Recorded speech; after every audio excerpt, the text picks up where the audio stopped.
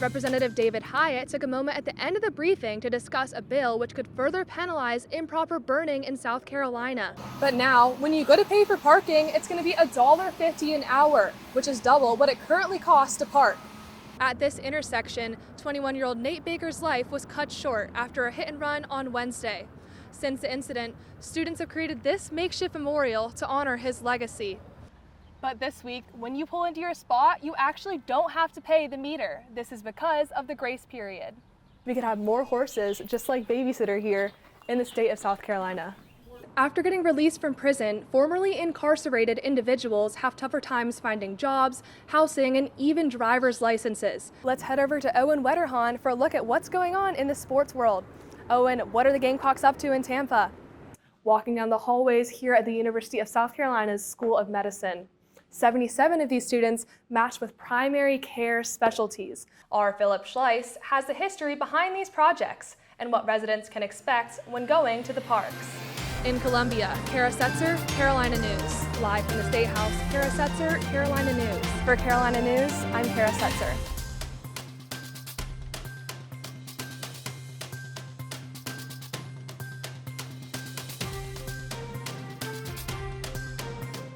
USC students are continuing to mourn the loss of one of their own right here in the center of campus. At this intersection, 21-year-old Nate Baker's life was cut short after a hit and run on Wednesday. Since the incident, students have created this makeshift memorial to honor his legacy. As more students continue to walk by, it continues to grow. Candles, notes reading "We love you," and t-shirts holding fond memories.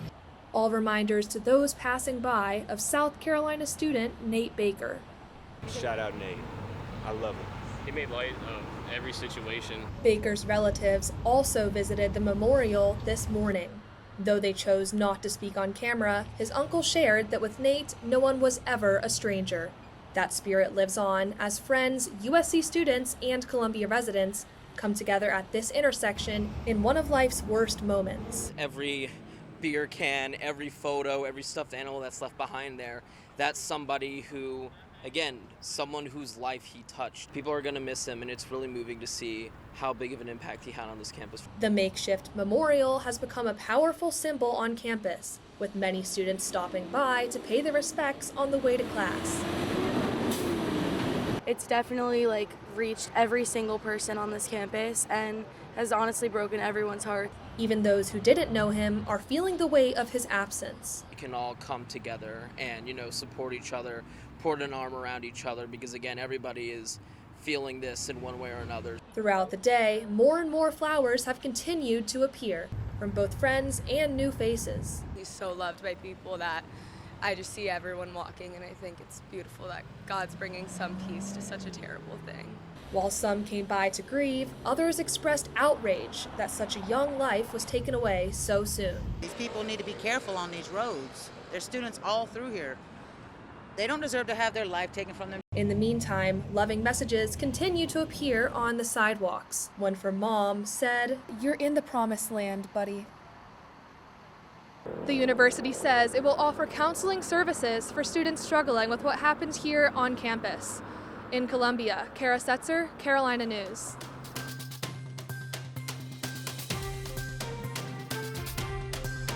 Aiken, South Carolina, a small but lively town with a rich history of horse racing. I grew up with a horse. All my friends had motorcycles. I had a horse, and this is just part of my personal identity. But recently, the state's horse racing industry has fallen behind.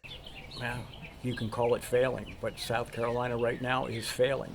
In South Carolina, all forms of gambling are illegal, including horse betting. The horse racing industry is dependent upon gambling at the racetrack. A bill called the South Carolina Equine Advancement Act could level South Carolina with competitors like Virginia and New York, where horse betting is legal. The purpose of this bill is to improve the equine industry in our state, to make sure that money exists to be able to funnel down so that this vital and important industry doesn't disappear. It would legalize advanced deposit wagering, a form of horse betting only done on live horse racing. It's not video games, it's not casinos, it's not slot machines. This is just for the horse industry. 5% of bets would go towards an equine development fund, generating around $5 million a year to support veterinary training, farrier and feed services, and residency programs, which provide monetary incentives to trainers that raise their horses in South Carolina. The city of Aiken used to have over 400 racing horses, but ever since the 1940s, that number has been slowly dwindling and is now less than 100. But with the passing of the South Carolina Equine Advancement Act, we could have more horses, just like Babysitter here, in the state of South Carolina. The equine industry currently employs over 28,000 South Carolinians, but fewer racing incentives leading to fewer racing horses could change that. If the legislation passes and the tracks get to open back up, the horses will come, so then I'll have a job and I don't have to look at moving away to ride the amount of horses I need to ride to make a living. Still, gambling triggers painful memories for some South Carolinians after the video poker crisis in the 1990s left many suffering from financial loss. Some people lose a little, some people lose a lot, some people lose everything, and the addiction rates are skyrocketing. Beam shared that states where online sports betting is legal have seen a 28% increase in personal bankruptcy. But Mullins believes that with today's technology, gambling's already happening no matter what. Right now, you either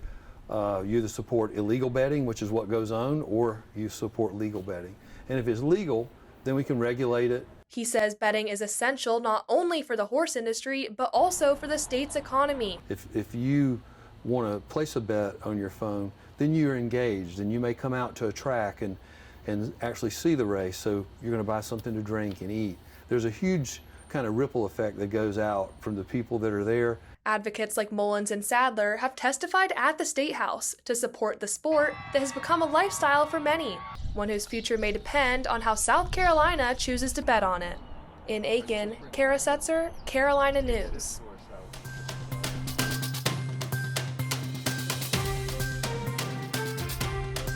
Thanks, guys. After getting released from prison, formerly incarcerated individuals have tougher times finding jobs, housing, and even driver's licenses. Here at the State House, advocates for criminal justice reform gathered this morning for Second Chance Day to bring awareness to these issues and celebrate rehabilitation.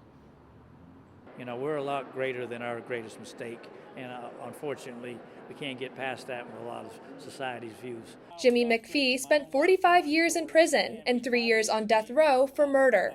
He was released 5 years ago after turning his life around through education and work as a prison chaplain. Now he has a family and a second chance. Every morning I wake up, I thank God for waking up in my own bed with my beautiful wife behind me and opportunities just to live a life that I never really thought I'd be able to take advantage of. But not everyone gets that opportunity.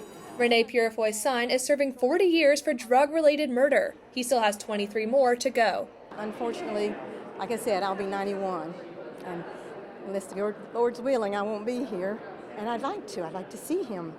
I'd like to feed him. I'd like to hug him outside of, like every mother's dream. She says he's turned his life around through education, and he's even written a book.